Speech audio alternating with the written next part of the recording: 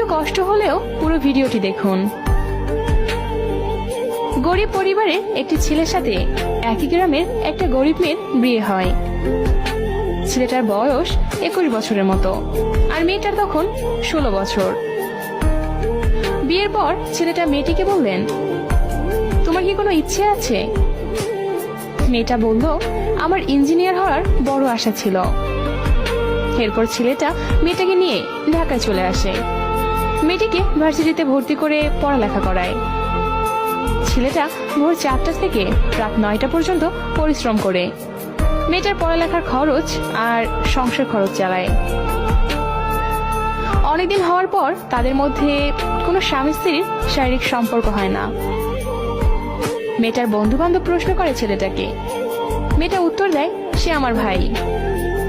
ছেলেটা এখনো রিক্সা চালায়, কখনো দিনমজুরি করে, কখনো ইটভাটার কাজ করে, আবার কখনো কুলির কাজ করে। এভাবে মেয়েটার জন্য, নিজের কথা না ভেবে তার জন্য টাকা রোজগার করে মেয়েটাকে ইঞ্জিনিয়ার বানানোর জন্য। হঠাৎ পরীক্ষা চলে আসলো। মেয়েটা ও ছেলেটার কারো চোখে ঘুম নেই।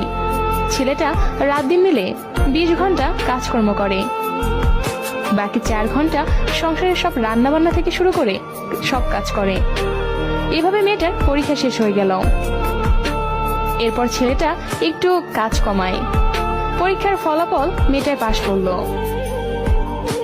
ভালো জায়গায় চাকরি পেল, অনেক টাকা পয়সার মালিক হলো, বড় বাড়ি, গাড়ি, আরো অনেক কিছু হলো মেয়েটার। বিভিন্ন জায়গা থেকে মেয়েটার বিয়ের প্রস্তাব দেয়। কেউ জানে না তার বিয়ে হয়েছে কিনা বা স্বামীকে। মেয়েটা বড় বাড়ি লাইটিং করে পার্টি দিয়েছিল, কিন্তু কেউ জানে না কি জন্য পার্টির আয়োজন। সবাই একই প্রশ্ন, কিসের পার্টি? সবাই মিলে মেয়েটিকে প্রশ্ন করলো, এই পার্টি কি জন্য বলবেন? মেয়েটি 12টার সময় বলবো, কিসের পার্টি?